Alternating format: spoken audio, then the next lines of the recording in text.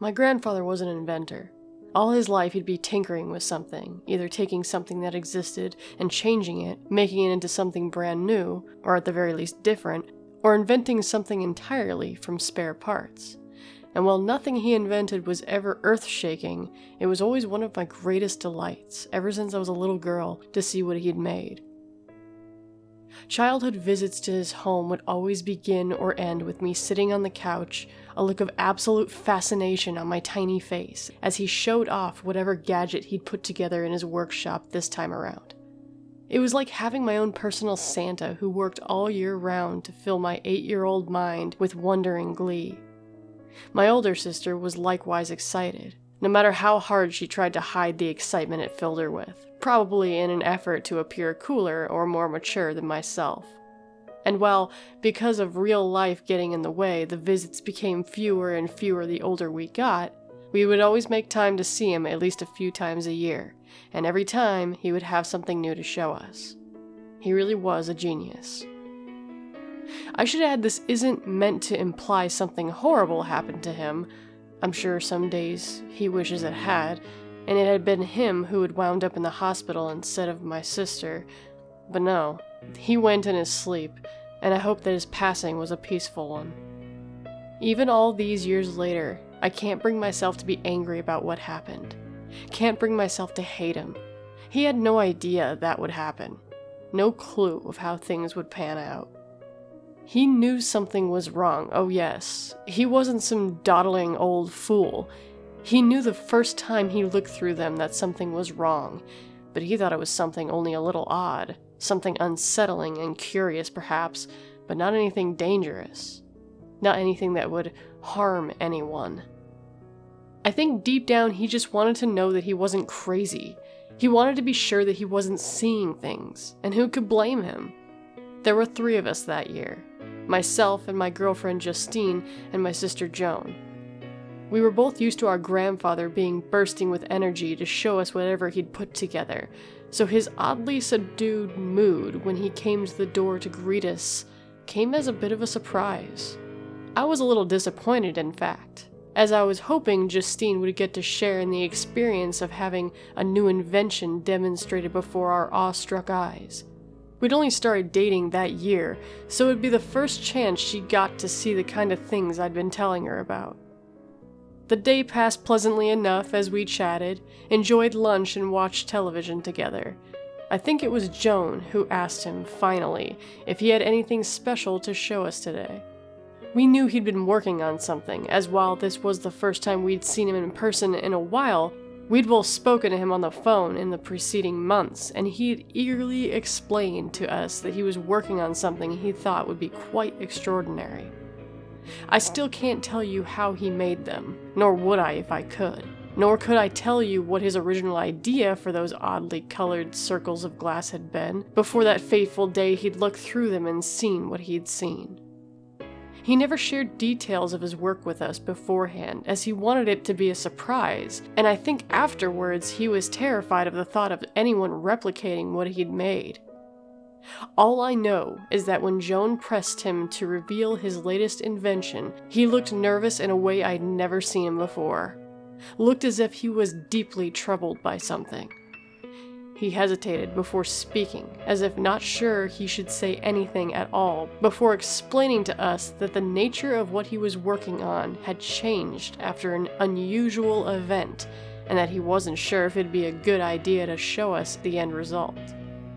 Now, we may have grown since the days that we could perch on his knee, but whether someone is 2 years old or in their 20s, the surest way to make them want something all the more is to tell them they can't have it.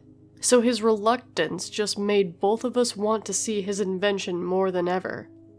With a little persuading, he agreed and left to fetch it. He came back moments later with what appeared to be a pair of glasses, with one big difference. The lenses were like no glass we'd ever seen before. I can't describe the color of it without resorting to words like reddish or greeny, as they didn't seem to be exactly any color that we have a name for. In fact, they didn't seem to be exactly any one color at all, as if you tilted them one way they would look different to if you tilted them another. I know full well that probably sounds more like magic than something a well-meaning old man could put together in his humble little workshop, but there you have it. Joan asked what they did, and our grandfather paused for a few moments, as if not quite certain how to answer. In the end, he told us that we really had to put them on to see for ourselves, and he was certain neither of us could believe him if he told us. Joan wanted to put them on first, but as she lifted them off the table, he reached out and grabbed her hand.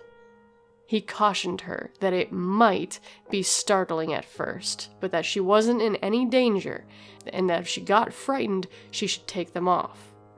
He warned her that what she was about to see may not make any more sense to her than it did to him, but that we were all here and that she was safe. I could tell Joan was a little frightened. She always was lousy at hiding how she felt from people, and even I was feeling a little unsettled by her grandfather's being so uncharacteristically ominous about the whole thing. Joan slipped the glasses on, and we waited. She gasped, and then for the next few moments she looked puzzled more than anything. Her lips moved wordlessly, and I thought I caught a, "No, that's not right," under her breath, as she seemed to look around at something none of us could see. And then she began screaming. I don't know if I've ever heard someone scream in horror in real life. I can promise you this, it's not like in the movies. The movies don't convey the awful sound of someone you love screaming their lungs out, making a noise more like an animal than a human being. They can't make you feel the things that I felt in that moment, watching Joan yank the glasses from her head and hurl them across the room. And nothing could have prepared us for the sight of Joan beginning to claw at her own eyes, screaming louder than anyone should ever be able to scream as she did. It took all three of us to restrain her at first. When we had pinned her down so she couldn't hurt herself anymore, Justine and my grandfather held her that way while I called the ambulance. I had to watch as she was strapped down and wheeled into the back of one, thrashing and hissing, shrieking like some mad animal, like something utterly consumed by fear. Justine and I both explained the series of events that led to this to the skeptical, if not totally disbelieving hospital staff, and then to the specialists called in when nothing short of being tranquilized proved effective at stopping my sister from trying to hurt herself while screaming like that. The glasses had supposedly gone missing, which made proving what had happened difficult, and it wasn't almost a year later, long after my sister had been committed, that my grandfather finally confessed to me that he had destroyed them. I don't know if having them could have helped, could have given the doctors some way to make things right.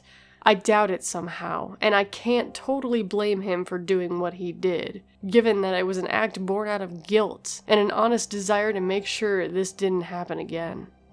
I asked him what my sister had seen that day when he told me what he'd done. I asked what those glasses had done to her. He hadn't wanted to talk about it, and for the first time in my life I raised my voice to him, angrily demanding to know, after all this time, what had driven my sister to this state.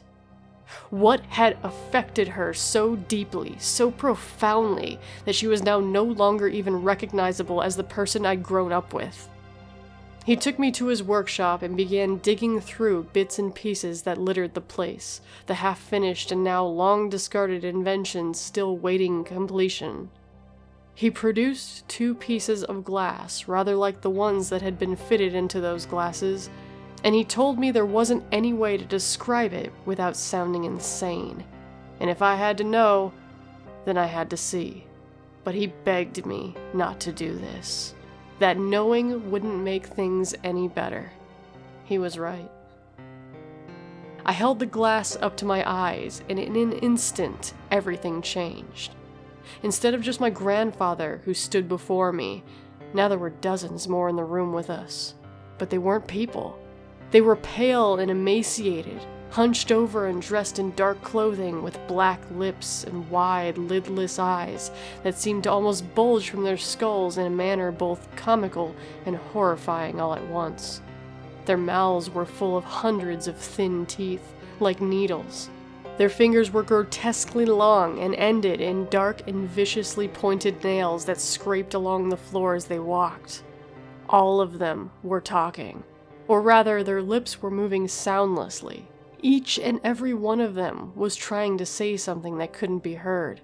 Dozens upon dozens of voices trying to convey something. I dropped the glasses on the ground in shock, and my grandfather brought his foot down on them hard, grinding them to powder beneath his foot, muttering that he should have never done this in the first place. He put an arm around my shoulder asking if I was all right. I was far from all right, and he was correct. What I had seen had made things worse, not better. It took me a while to work it out, of course, why this had such a horrifying effect on my sister, and yet I had survived the experience, frightened, but not sporting the mental scars it had given her. The glasses only let me see the creatures. I couldn't hear what they were trying to say to me, couldn't understand the messages they were trying to impart. But my sister was deaf. She could read lips.